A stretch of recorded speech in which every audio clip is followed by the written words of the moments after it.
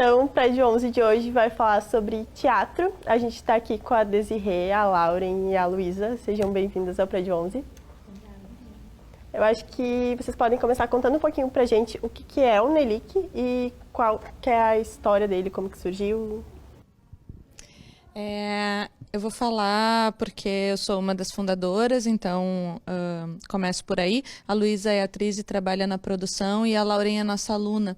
Então a gente mais ou menos foi dividindo as respostas para dentro da experiência de cada uma.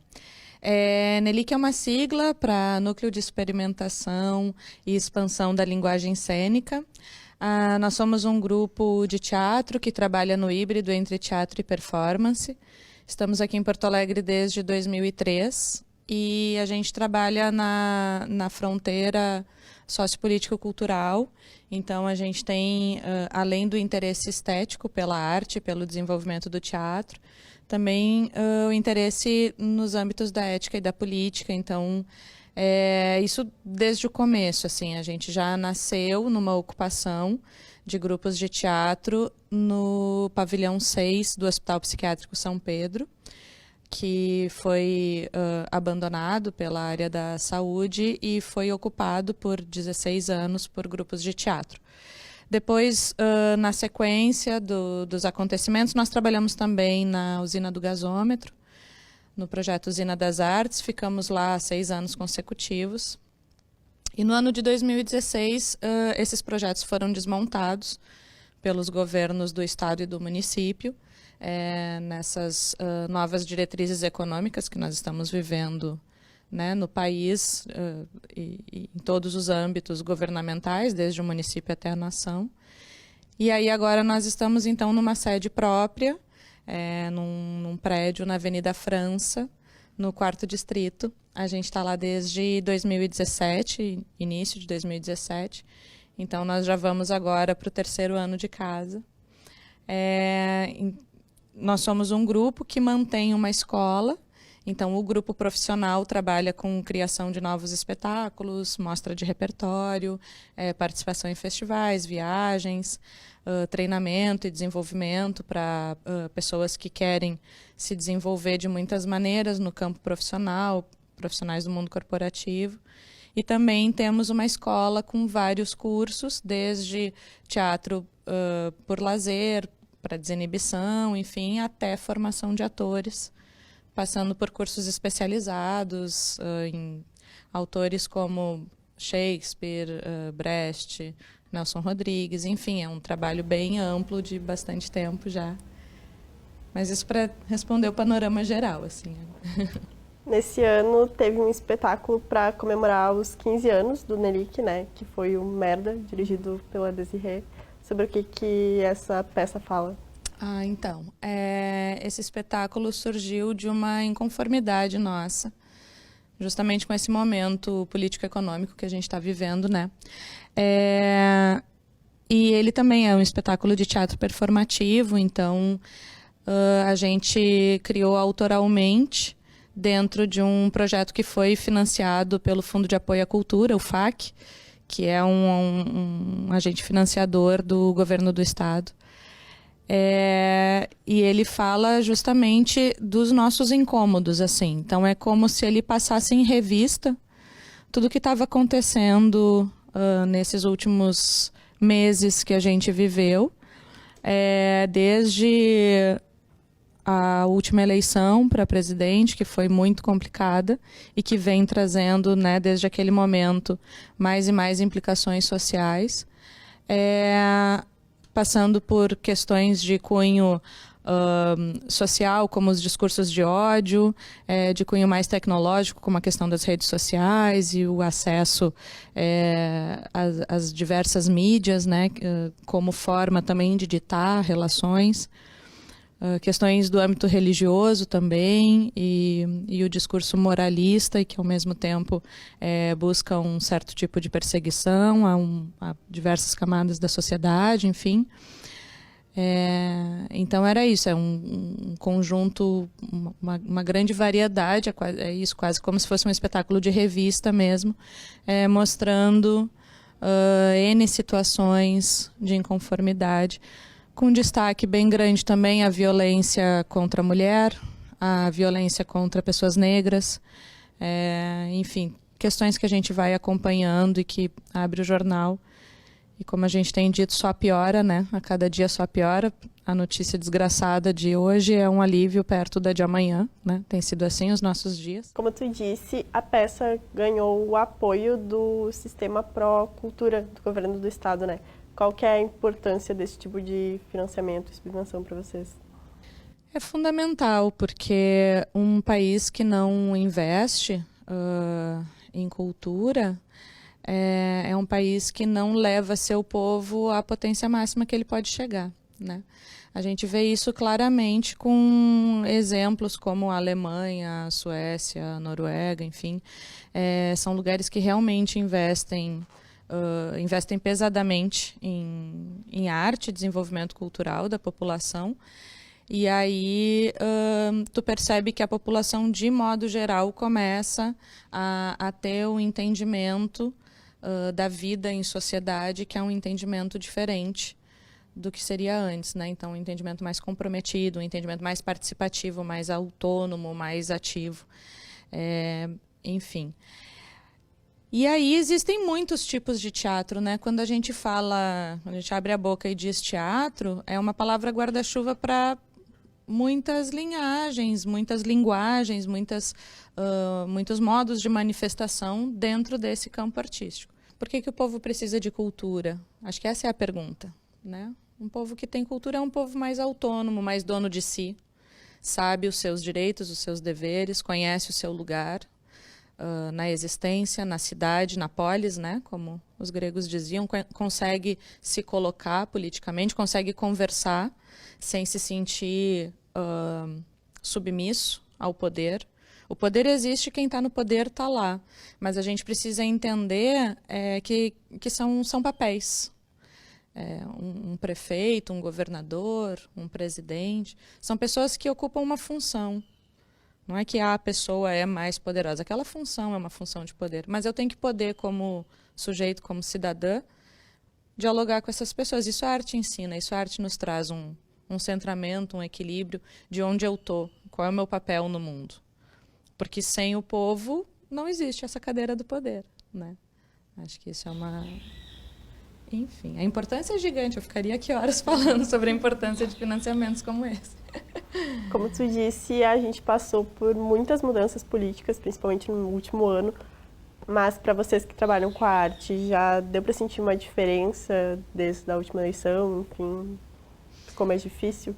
Ficou mais difícil. Dá para sentir uma diferença a cada dia. Assim, Agora, nós estamos no 10º mês de governo e já parece que são 6 anos, porque a desgraceira não tem fim, assim. Nós tivemos muitos editais como esse fechados, muitos com valor diminuído.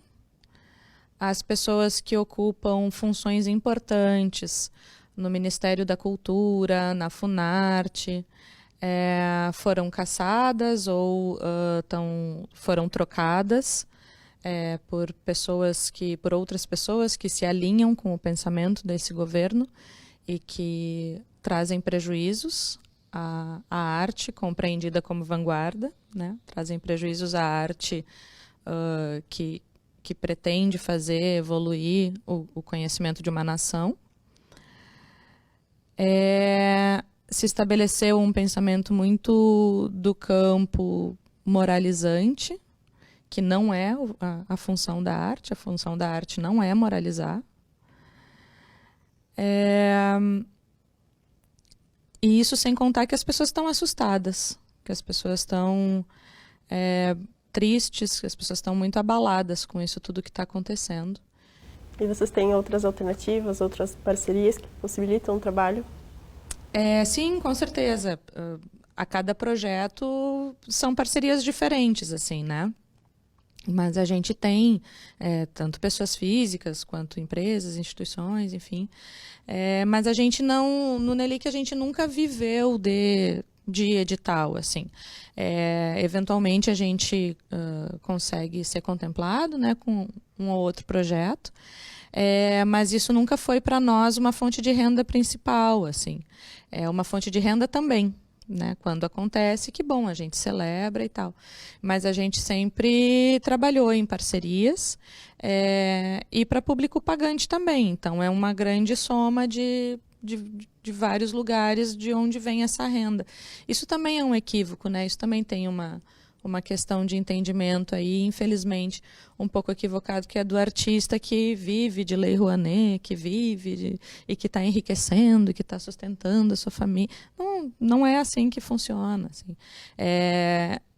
Muito porque esses projetos, quando aprovados, tu não pode, tem um controle muito rigoroso sobre o dinheiro por parte do Estado, do município e da nação.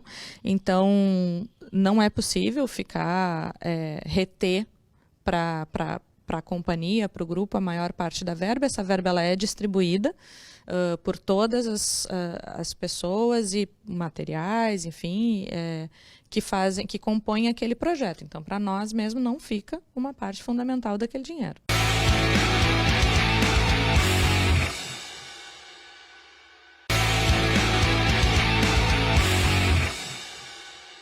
De volta aqui no Prédio 11 com as meninas do Nelic. Antes, a gente estava conversando sobre a pesquisa no teatro, né? Como que é o processo de montar uma peça nova, enfim, até ela chegar no palco? A impressão que eu tenho é que se tu convidares 10 pessoas diferentes, as 10 vão te dar respostas diferentes, cada uma na sua perspectiva, assim. Então, não tem uma resposta correta sobre como é isso no teatro, de forma mais geral, assim. Vou te responder como é isso na nossa experiência, tá? No Nelic a gente trabalha com experimentação, né? A própria sigla já traz essa realidade para nós. Então, a cada espetáculo a gente tem uma trajetória diferente de montagem também, desde a montagem, porque para nós um valor importante é que cada espetáculo chegue num resultado diferente do anterior. Vão haver aspectos que vão se conservar, porque aí é a questão da identidade artística mesmo, né? Aquilo que a gente costuma comentar, assim, se tu fores ouvir Pink Floyd, tu reconhece que é Pink Floyd, né? Então, essa é a questão da identidade artística, assim. São aquelas pessoas criando, vai ter algo delas ali muito subjetivo que vai ser expresso na obra. Mas, enquanto caminho metodológico, a gente busca diferenciar para tentar chegar em resultados diferentes. Existem algumas recorrências, assim. Então, quais são as recorrências no caso da nossa experiência, tá? Os processos são médios ou longos. A gente não monta um espetáculo em 2 meses, em 3 meses. Os nossos processos de montagem, eles têm no mínimo 6 meses, podendo chegar a 2 anos. Depende da complexidade de cada espetáculo. Nós temos sempre essas questões que a gente estava conversando no outro bloco, do interesse entre a arte, ética e política. Isso são valores de fundamento para nós. Então, cada coisa que a gente vai montar carrega a pergunta por que nós estamos fazendo isso nesse momento. E aí o próprio processo vai desdobrando as respostas e trazendo novos encaminhamentos também. A gente trabalha muito com improvisação durante o processo de ensaios. Assim, tem uma fase que a gente se dedica a improvisar. Varia a fase, às vezes é mais para o começo, às vezes é mais para o meio. Mas a gente também trabalha com a busca de um aperfeiçoamento posterior ao período improvisacional. Então, tem uma busca pela precisão de movimentos, de deslocamento, de intenções da voz, do olhar, enfim, de toda a experiência corporal. E aí, primeiramente, né, da experiência corporal do elenco de atores, e depois isso em harmonia com a iluminação, com a trilha, né? Então a gente procura que a coisa seja bastante orquestrada, assim, e aí a gente fica um tempo passando e repassando até que a gente não tenha muita dúvida de como é que a gente quer levar isso à cena. São 15 anos lidando com teatro, né? Quais que são os grandes espetáculos pelos quais vocês são lembrados? Sim, agora 16 já. Porque, o que acontece? O projeto de 15 anos, esse que a gente ganhou, ele durou 9 meses. E aí o projeto já terminou e agora já deu tempo da gente fazer 16. Estamos vivendo o primeiro ano depois desse projeto enorme que foi o projeto de 15 anos. Acho que o primeiro espetáculo já foi bastante grandioso, se chamava Clitemnestra. Clitemnestra é o nome da irmã gêmea não idêntica da Helena de Troia. Então, foi um personagem um tanto negligenciado, assim, na literatura dramática, e a gente resolveu trazer, porque tinha ali uma questão já de um olhar para o feminino que nos interessava. A Clitemnestra foi a esposa de Agamenon, e que o assassinou o grande herói grego, e ela é tratada na literatura grega como uma pessoa horrível, porque matou o nosso grande herói. Então nós criamos um espetáculo a partir de um olhar que desconstrói essa imagem, que é um olhar de uma autora feminista francesa, que gostamos muito, que é a Marguerite Yourcenar, que traz então para a Clitemnestra essa realidade de poder se defender. Há uma espécie de tribunal, que daí são os espectadores, né? Onde ela diz, sim, matei, mas vocês sabem o que aconteceu? Ele mandou matar uma filha minha em honra a uma deusa para ganhar uma guerra, para satisfazer o seu irmão. Como que pode uma mãe ver isso e ficar em paz? Então, acho interessante a gente pensar nesses desdobramentos possíveis. E esse espetáculo já nasce com essa tônica para um olhar sobre o feminino, que é um olhar também de não fragilidade, de não mulher no lugar, esse que ficou marcado socialmente para a mulher, né? Depois, tu perguntou das grandes, né? Depois veio a trilogia sensível. Daí é quando a gente formalmente começa a tratar da questão da mulher. Isso foi entre 2012 e 2013. Nós criamos 3 espetáculos: Portas do Invisível, Olhar de Frente e Hallucination, Vida e Obra de Virginia Woolf. São 3 espetáculos para pensar na questão do feminino, porque éramos um grupo, já naquela ocasião, de maioria de mulheres. Isso foi antes da segunda onda do feminismo no Brasil, né? Então a gente já estava atento, né? Isso que eu estava te falando, que a arte de vanguarda ela é isso, né? A gente está ali prestando atenção em coisas, então a gente já estava se sentindo na necessidade de falar sobre isso. Então o grupo foi pioneiro nesse sentido, assim, de tratar da questão do feminino na cena. Depois disso, de grandes, então veio o Capital, que foi um espetáculo que também fez parte de um projeto contemplado, que foi o projeto de 12 anos do grupo, também contemplado pelo FAC. O Capital fez temporada na Usina do Gasômetro, depois na Casa de Cultura Mário Quintana, e a gente também apresentou pelo SESI do Paraná, em algumas cidades do interior do Paraná. E ele é a partir de uma literatura também, se chama Bartleby, o Escrivão, que é um texto do Herman Melville. Uma montagem incrível, assim, até aquele momento a maior que a gente já tinha feito, trouxe muita visibilidade, uma experiência muito boa para nós também. E aí o próximo grande, então, foi o Merda, que a gente começou o programa falando nele, né? É bastante coisa, né? Mas é que são 16 anos já, né? A gente falou sobre as peças e os espetáculos, mas vocês também oferecem cursos e workshops, né? Qual que é a diferença principal de um curso para alguém que quer seguir a carreira de ator ou de alguém que quer entrar no teatro para desinibição, enfim, outros motivos? Então, eu acho que é a intensidade do curso. Por exemplo, a gente tem um curso de formação de atores que tem aula 2 vezes por semana durante 1 ano e meio. E aí ele prevê a montagem de uma mostra cênica no primeiro semestre, um espetáculo no segundo semestre e o segundo espetáculo ao final do curso, né, no terceiro semestre. E no caso de desinibição, por exemplo, tem mais procura em cursos nível iniciante, assim, também, que faz parte do sistema de formação de atores, mas que é um módulo mais curto e com aula 1 vez por semana e trabalha, enfim, essa questão da melhorar oratória, enfim, esse tipo de coisa. E tem também os cursos de especializados, que também são procurados para quem quer seguir carreira de ator, atriz.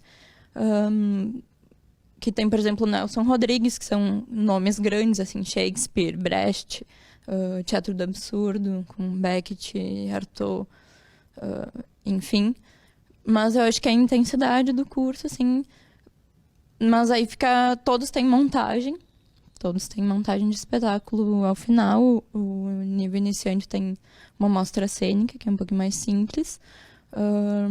Mas todos contam com um espetáculo de temporada, assim, são 8 apresentações, que é o mínimo que o SATED exige para tirar a DRT, que o pessoal procura bastante, né, enfim. Para quem de casa se interessou pelo trabalho de vocês, quer fazer algum curso ou quer conferir a agenda de espetáculos, onde que tem tudo isso disponível? Tem no Facebook, a gente Teatro Performance. No Instagram também vocês podem procurar a gente. E até no Google, se tu colocar Teatro Zona Norte, vai aparecer nele, que uma das primeiras opções ali, que consta endereço, fotos, algumas informações. O próprio site que a gente também tem foi atualizado recentemente, tá bem bonito, vale a pena conferir. Então tá, eu vou agradecer a presença de vocês no Prédio 11 de hoje. O programa de hoje está ficando por aqui, mas se tu aí de casa, não esquece do nosso encontro marcado na semana que vem.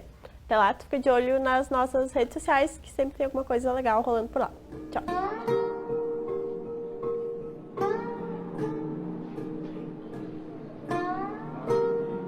As duas bem grandes pra frente.